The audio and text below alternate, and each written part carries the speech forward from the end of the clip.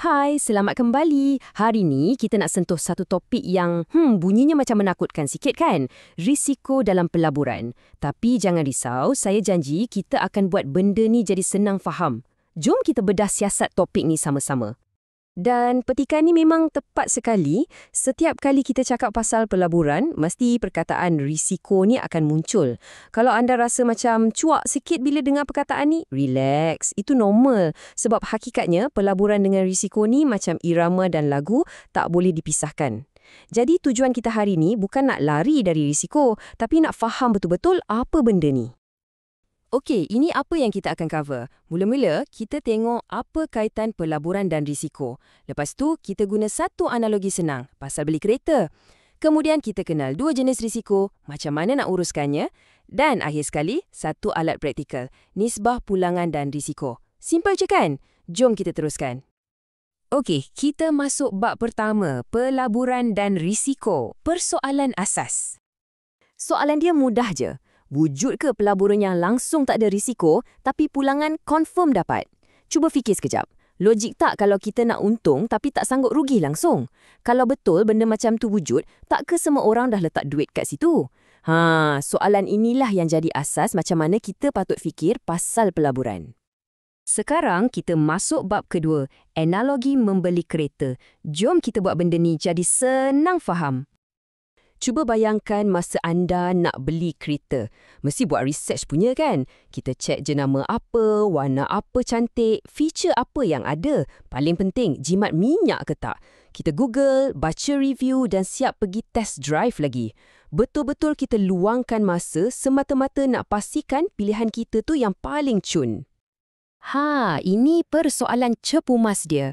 Kalau nak beli kereta, yang kita tahu nilainya akan jatuh, punyalah kita teliti. Kenapa bila bab pelaburan, kita tak buat benda yang sama? Pelik kan? Padahal pelaburan ni yang akan tentukan masa depan kewangan kita. Jauh lagi penting daripada kereta tu. Okey, kita dah faham kenapa kena buat research. Sekarang, jom kita kenal pula apa yang kita hadapi. Ada dua jenis risiko utama yang anda kena tahu. Jadi, apa tu risiko pelaburan? Senang cerita, ia adalah kemungkinan duit modal yang kita letak tu boleh susut atau hilang. Ingatnya, ia cuma kemungkinan, bukan kepastian. Dan sebab ia satu kemungkinan, kita boleh uruskan. Okey, ini dia dua jenis risiko tu. Sebelah kiri, risiko sistemik. Anggap je macam ni, ribut taufan yang kena semua orang, satu pasaran kena. Contohnya macam krisis keuangan global dulu. Semua orang terasa bahangnya. Sebelah kanan pula, risiko tidak sistemik. Yang ni lebih spesifik, macam masalah dalam satu syarikat je. Yang bestnya pasal risiko ni, kita boleh kurangkan impaknya dengan diversifikasi. Tahu kan pepatah jangan letak semua telur dalam satu bakul? Itulah maksudnya. Okey, bahagian paling penting, mengurus risiko anda. Ini pelan tindakan untuk anda. Cukup dengan teori, sekarang masa untuk buat kerja. Ada 3 langkah mudah yang praktikal. Nombor 1, belajarlah. Baca buku, cari sifu atau mentor.